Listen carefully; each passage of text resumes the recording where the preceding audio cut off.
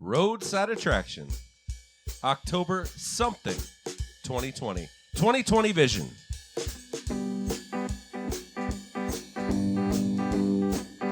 You have entered the event horizon of the post-information age. Even if you thought you were 100% data-driven and certain of your certainty, welcome to Roadside Attraction. We've got stories and songs, a giant ball of twine, collection of shiny objects brought here by a murder of crows, a haunted algorithm, and the accumulated wisdom of a 2,000-pound groundhog. I am the voice of said groundhog. Mark Jeffers is the voice of Mark Jeffers. Here he is now. He's our leader in the post-information age. Well, I'm only your reluctant leader. I guess sort of a misleader, you might say, but that's misleading too. I mean, now you would think that a leader should not be a misleader, but show me one who isn't. And anyway, we don't all live in the same cognitive age. There are plenty of optimistic small business people stuck in the 90s and lots of old hippies who still think it's 1968. Now, whole countries still rely on farm-based thinking.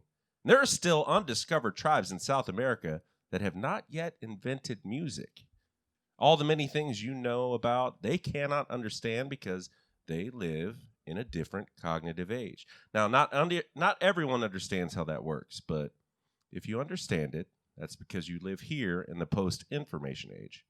Now, therefore, you should probably be able to guess that some other people live in an even more advanced age than we do. And they know things that you don't understand, right? If that makes sense to you, you should see an exhibit right in front of you with a sign that says, Birth of Music. Oh, hell, let's go in.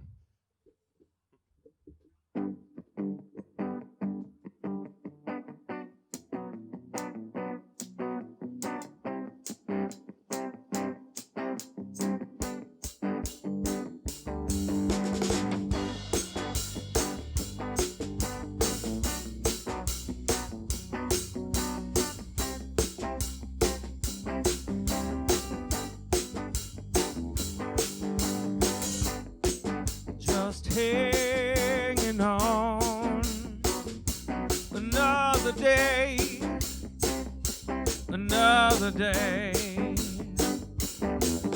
and time don't wait for us all. We gotta take it on face to face. Can life be all we want it to?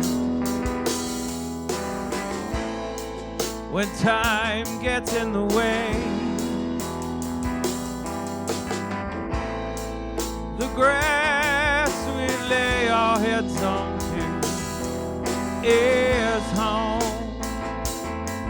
is home. The day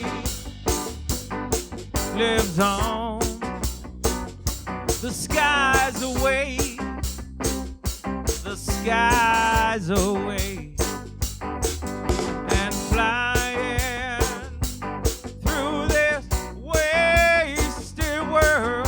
My plane is on the edge, and whispers sound like symphony.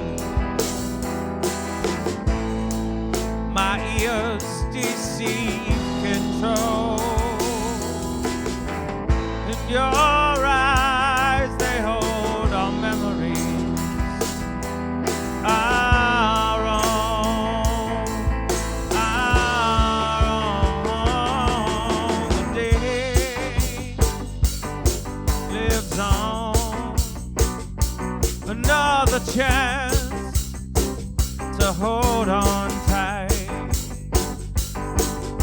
and on, you know. She's coming up the other side, and falling in your heart is true. The azure hits the air, and midnight song will find us soon. Hold on, hold on, but just hanging on. Another day is closing in, and time waits for no one. Wake up and take it all on again.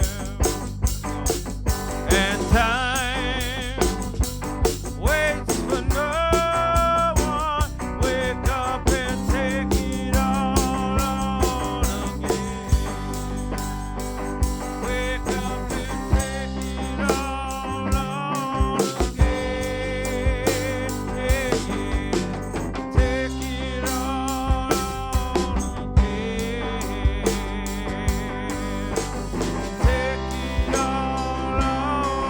again.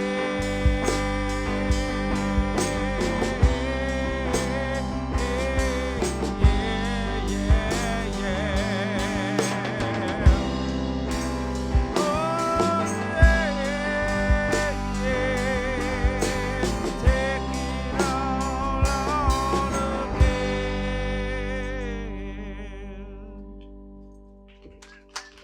Woo! Mini Bingo, everybody. I'd like to introduce the lead singer of Mini Bingo, which doubles as the Roadside Attraction House Band, Matt Byansky. Matthew, how's it doing? Hey, Mark! Drinking beer! Can you introduce the rest of your band for us, Hell please? yeah. We got Don on the drums. Marcy on the bass. Red on the guitar. And my name's Matt. Harp, singing, you know. His name is still Matt. You know. everybody. Awesome. Thanks, you guys. Thank you guys, man. Oh, shit.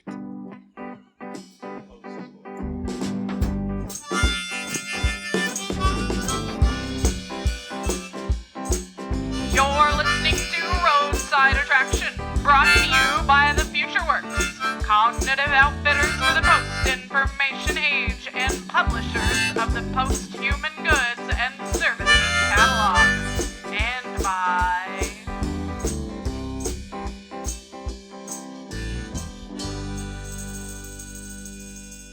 Hi again, y'all remember me? Or maybe you don't, because hell, it's really hard to remember anything these days. So let me just say, I'm Dimogene. I work at the packing plant by the river, and my job, my mission in these dark times, is to help you solve problems you don't even know you got.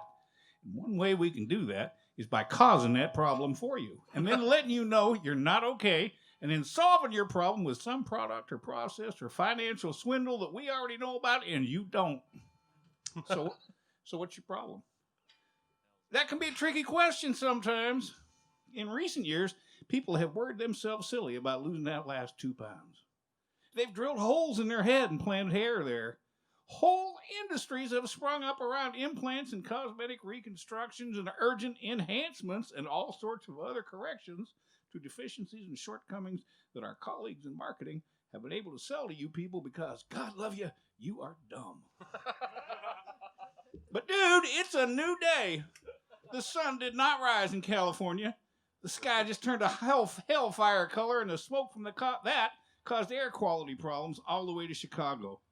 We've had so many hurricanes this year that we ran out of names. Now we're calling them Alpha and Beta and Delta and such. We're months and months into a pandemic that's getting worse, and now it's flu season too. Nothing makes sense. Democrats were saying prayers for Donald Trump. And when you look into the future, all you see is campfires. Well, bad hair days don't seem so bad in 2020. So let me ask you again, what's your problem? Well, dude, you need to be stocking up on food. Take it from Dimmy and the meat industry, that's a fact. It's science. And only a fool will fool science. Another insight from the meat business I can share with you is that we're short-staffed and we're out of money, and most of our employees are sick. And some of those lazy bastards even stayed home from work. Now, usually the hard part about business is to create demand. That's why all of the finest minds and the most creative people on the planet work in marketing. But now times are tough, so those arrogant assholes were the first people we fired. We don't need them now. There's plenty of demand, that's a fact. You need to be stocking up again. But supply is a problem now. We've got a big demand and a small supply. We need a new product suitable for the times, but we don't have any smart people to dream one up. And we don't have no working people to make it, so we're going to have to rely on excess inventory. I'm sure you're all familiar with our frontline product called Mostly Meat Jerky Squares. It's just what it sounds like. It's a square piece of meat jerky. It's good. It's got chaw, baby. But let's do a little experiment. Picture that yummy meat jerky square. You got it? Now, turn it 90 degrees to the right. What is it now? It's still a meat jerky square. Now, go 90 degrees to the left. Same thing. But now, try this. Let's turn it 45 degrees either way. Just half of what we did before, and what do you get? Now, it's a diamond. Diamonds are the most valuable thing in the world, and that's why we're now selling Mostly Meat Jerky diamonds that you can pop into your mouth and forget about all the bad things going on. Of course, there will be a price increase now, because now that those jerkies are diamond-shaped, most of our loyal customers will just accept that without complaint, because, God love them, they are dumb. Did I tell you you need to be stocking up on food? Yes, I did, and you know it's true because it's science. And also because, damn, man, look around you. Make America eat meat again. Woohoo!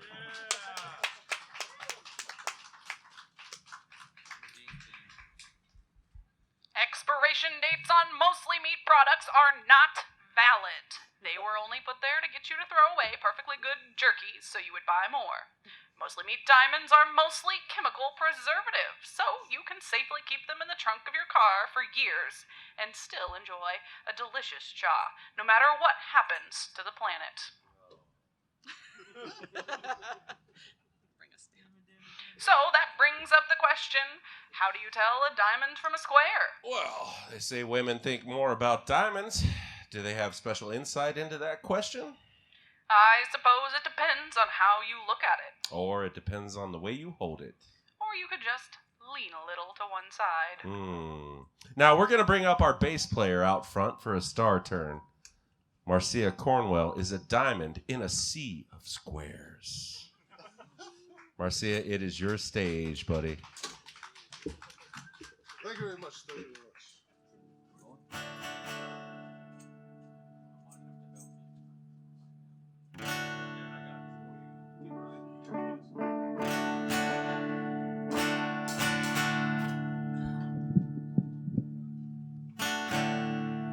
All right, this song is straight out of Jackson, Mississippi.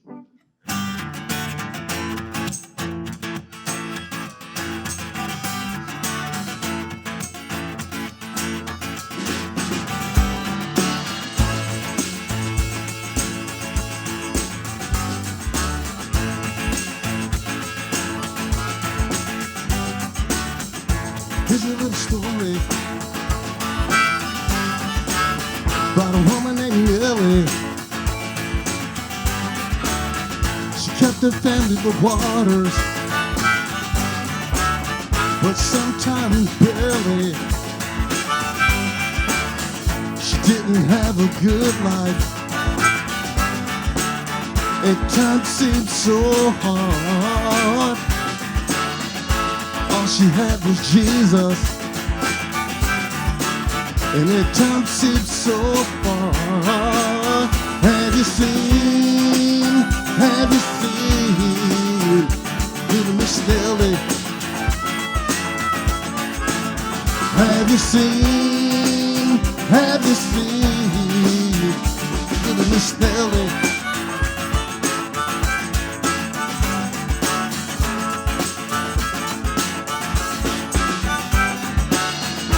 Here's another story about little Miss Nellie. She called upon Jesus with a helpless feeling. She didn't have an answer as she struggled to be so hard. She went home with Jesus. Now she struggles no more. Have you seen little Miss Nellie? Have you seen little Miss Nellie?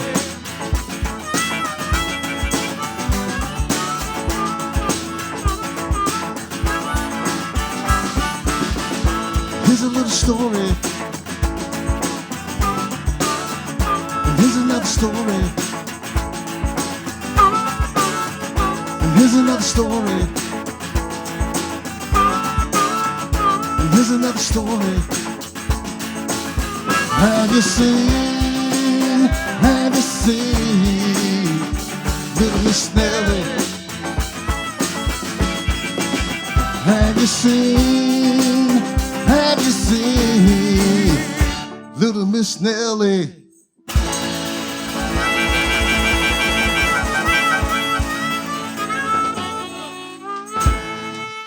Thank you very much. Thank you very much.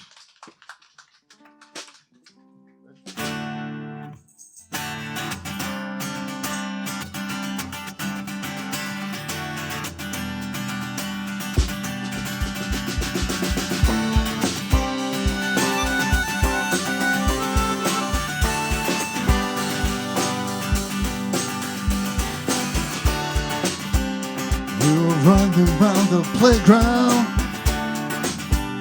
wasting time and having fun. Didn't have a care in the world. Oh, when the time has gone for a while. Oh yeah, for a while. We were for a while.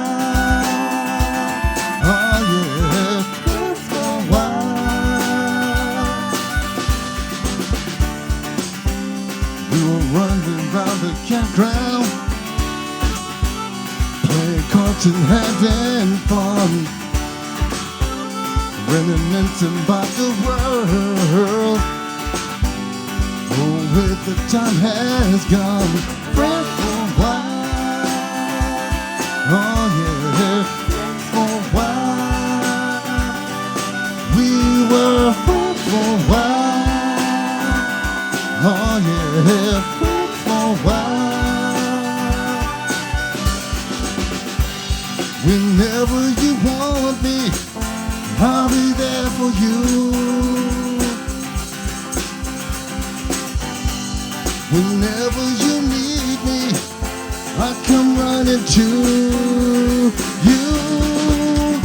We were for a while, we were running around the campground for a while, wasting time and having fun. Care about the world. Oh, where the time has gone for a while. Oh yeah, for a while. We were for a while. Oh yeah, for a while. We were for a while.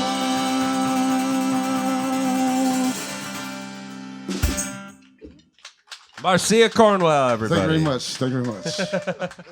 So, Marcia, before you go, that first song, you said it was from Mississippi. Yes. Tell us more about it. Who wrote Well, it?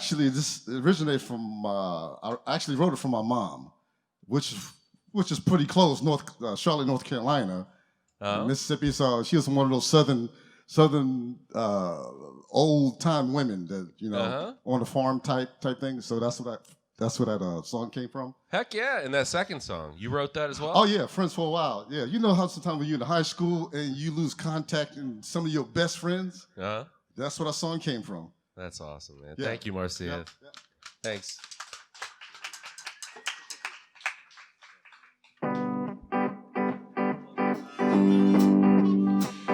You are at Roadside Attraction, somewhere between the hall of mirrors and the rebirth of macroscopic perspective on the grounds at Roadside Attraction, located at the Yellow Cab Tavern in Dayton, Ohio.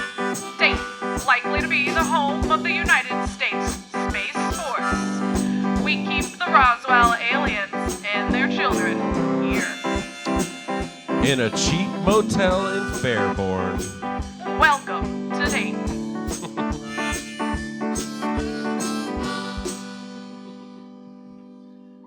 Now, see, back in the old country, we kept our poets on the small stage.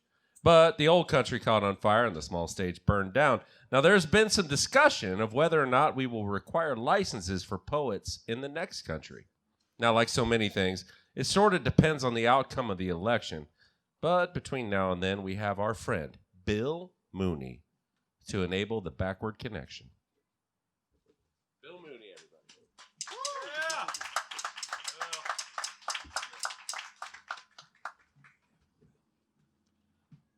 Can you lower this a little bit, Mark? Can you lower this just a bit? I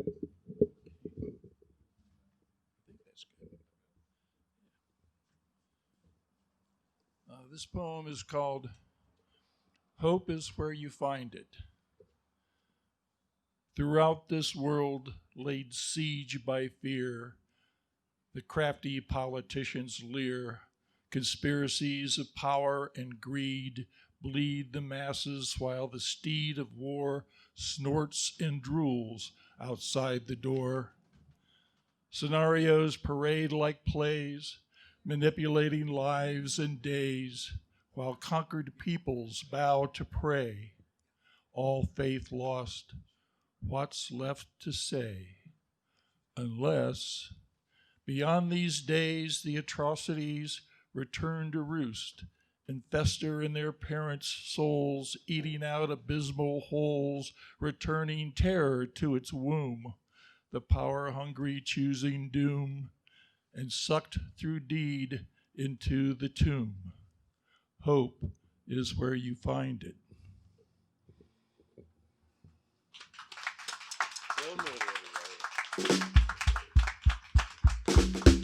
Thank you, Bill. All right, folks. Here, once again, is Mini Bingo.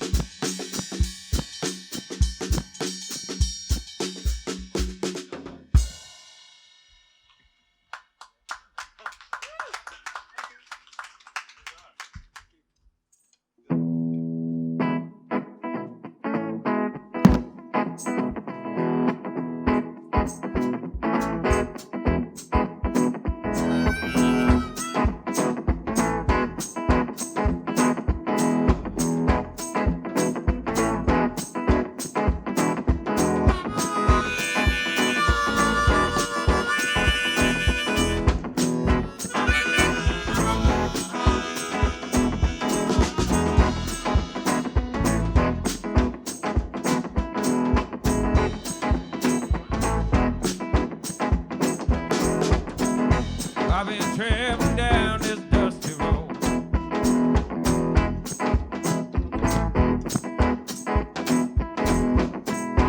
I don't have a place to call my home.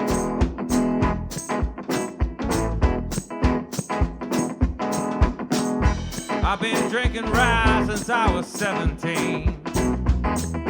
Now I drink away the pains I done seen.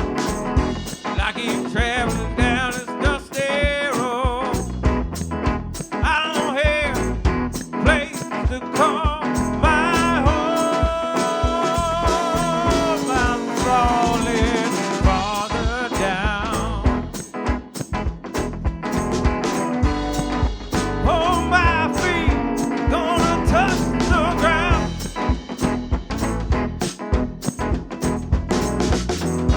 I've been traveling around all this time.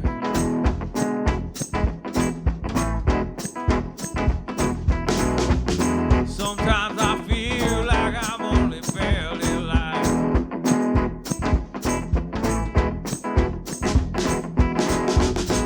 seen friends dream their whole lives away, and I know there's a price we must pay.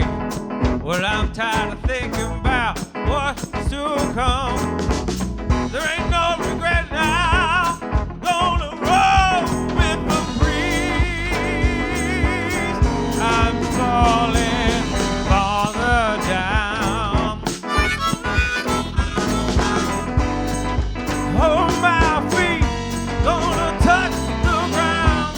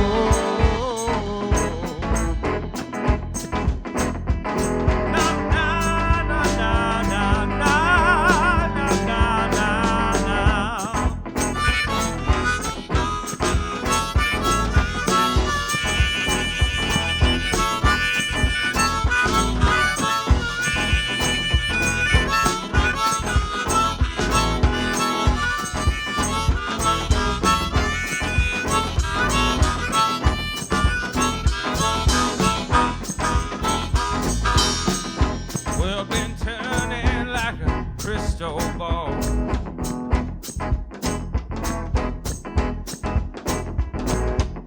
I've seen people afraid of dying too young.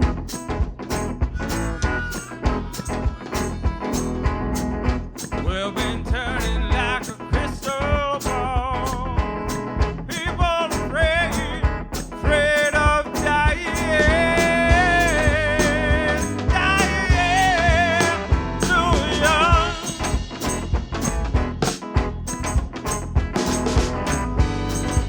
Oh, my feet gonna touch the ground.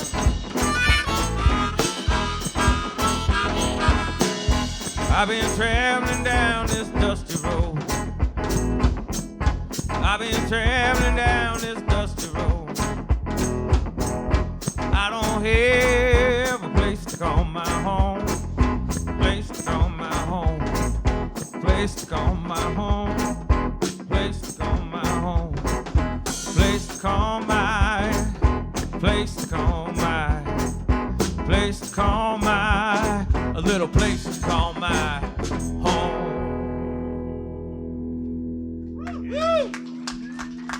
Mini bingo, everybody. All right, folks. The end of 2020 is nearly upon us. And with that comes a chance to reflect on the mistakes we made so we can change according to our new updated standards to become better people next year. Now, that is assuming there is a next year. Now, this term, reflect, is often associated with mirrors.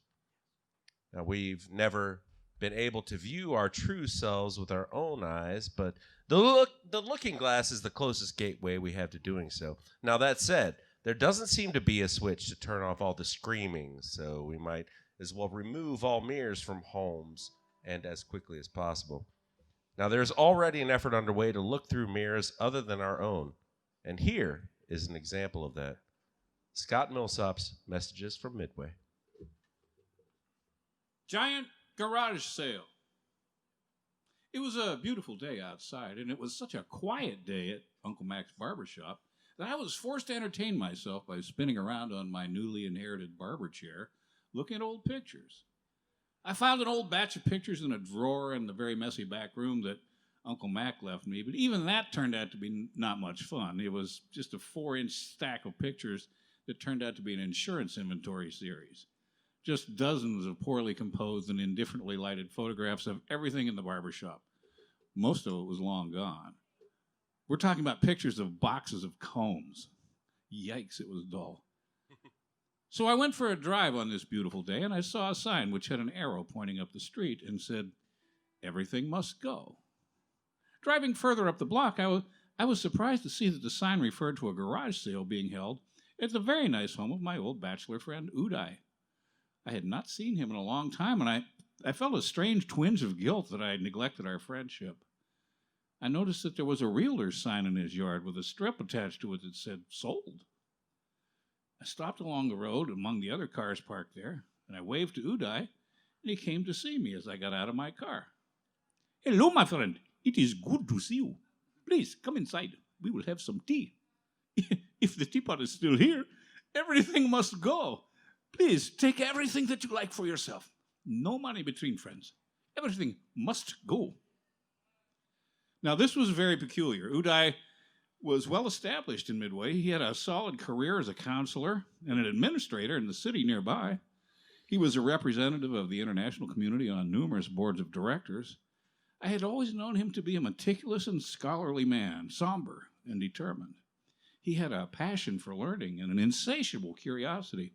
He was a knowledgeable collector of beautiful objects, particularly stone carvings and delicate porcelains, which he carefully displayed with pride in his home. Now, they were arrayed on tables in his driveway, and he was saying to strangers, "Yes, it is a beautiful piece. I hope you will enjoy it. Please, just take it. No money." People were marching into his yard like ants carrying away his treasures while he smiled. If I knew Uday to have a fault, it was only professional one, and he sometimes became too deeply involved in the helping role, and he took burdens upon himself, and sometimes became frustrated when he could not reach his clients. He always let them take too much from him. When I saw what was happening, I thought he had gone too far. "Uday," I said, taking him by the arm and leading him off to the corner of the yard, "do you know what you're doing here?" "No, my friend. For the first time in a very long time, I do not know what I am doing. It is so refreshing. Do you like this small statue? It is exquisite and ancient, but it has gone unnoticed." I said, wait a minute, stop this. You're going too far with something. Did something happen?" "Let me explain this. You must not worry. Nothing has happened, but I understand now that I must allow something to happen. Like you, I was thinking that life is the sum of experience, and through discipline, we may create ourselves and determine our fates. But we may be changed by fortune or misfortune. We may react without reasoning. So you think something must happen to make me give away all this that I have worked for. But I am telling you this, nothing happened. But something which should have happened did not happen. When a child is born, it begins to breathe. It takes milk from the mother's breast. The mother makes the milk. They are together. Life is continued. Neither of them learned this. They awakened to this. A child can understand language before it can speak. Before it can speak, it understands the possibility of speaking. There are many examples. Childhood is a time of many awakenings: reading, tasting, running, competition, and cooperation. Later, there are other awakenings. We awaken into sexuality. We awaken into responsibility. We awaken into spirituality. We become ourselves. Or perhaps we do not. Do you remember the feeling? Maybe you were in your 20s. Do you remember the sense that life went on forever and that nothing bad could happen to you? There may have been a feeling then that something wonderful was about to happen to you, and you waited. But then it did not happen. After a young lifetime of awakenings, here was another wonderful awakening about to happen. It would be better than all the rest. But it did not happen. And then there were no more great awakenings. I know from your eyes that it did not happen. You contented yourself with what you had, but it was poor contentment. You worked to improve yourself. You said to yourself, "Is this all? Is there nothing more?" It is the same everywhere you look. It is in all the eyes you see. You see only the finite, the process, the great weight of living. There is bewilderment and disappointment. The awakening did not occur. And so we are so much less than we are. Something that should have happened did not happen. I believe it is because we did not allow it. It did not happen to me, my friend, but now I must try to allow it. That's all I know. I believe there is something in what we learn, in the way that we learn, that prevents our awakening. And so I will unlearn. I am thinking now that maybe the sum of our experiences that we have together to become these poor selves, I am thinking now, maybe they only subtract from a greater possibility. What remains is the sum of ourselves. There is a great deal to unlearn. So I want you to take this small statue, my friend. It is very old and very beautiful. It has a remarkable history, but I'm not going to tell it to you because I do not want you to think that you know the history and therefore you know the statue. The history is the part we will throw away. It is not the name of the person who made it that is important, nor the place, nor the time that it was made, not the prices that were paid for it, or the names of the people who have owned it. If you wish to know the beauty and passion it contains, you must receive it directly from the statue. Do you see it? It is there. Do you see?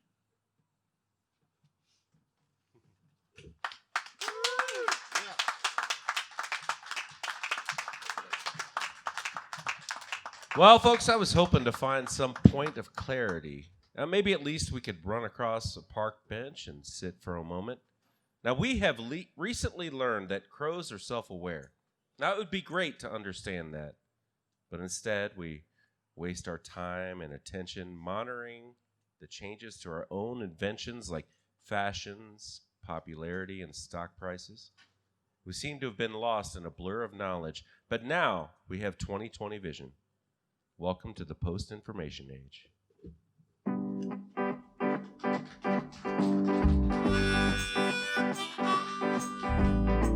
So thank you to the debate fly that whispered sweet nothings to that emotionless tree trunk. You tried your best and thankfully brought 2 minutes of uplifting absurdity to an otherwise tragic setting. A special thank you to the Yellow Cab Tavern for hosting the IRL version of Roadside Attraction, and to Tara Moore and Sarah Gomes. See Tara and Sarah for beer and pretzels. Do so frequently. And come in for Showcase Thursdays. It's a singer-songwriter listening room hosted by Windsor Knox, and let me tell you, Sarah rocked the house this week. Windsor is also our musical director, stage manager, sound tech, and general dog's body at Roadside Attraction. Our featured performer today was Marcia Cornwell. We heard from Minnie Bingo, a.k.a. Matt Viansky, Brian Baumgartner, the aforementioned Marcia Cornwell, along with Don Weinegar and Sue Miller. Mark Jeffers was our guide and host and leader. Scott Millsop wrote, produced, and directed Roadside Attraction. He was also Dimmy Jean, and then he sent a message from Midway. Brandon Berry co-wrote and co-produced the show, and he's the producer of the video version. Bill Moody brought poetry. We work with ideas here, and we encourage you to hit the back button on the podcast player to rehear some of it. It's worth it, and hey, you're not in that much of a hurry to get on to the next little thing. Also, Zoe's here. Hi, Zoe. Al Stone is our great friend, collaborator, guiding light, and inspiration. His passing this week doesn't change any of that. We've also lost a canine companion this week, Pogo. Now the Pogo voice is loose in the cosmos. You've been warned. We will meet her later at the Rainbow Bridge. I'm Molly Millsop, the voice of the 2,000-pound groundhog. Roadside Attraction is an AHA production.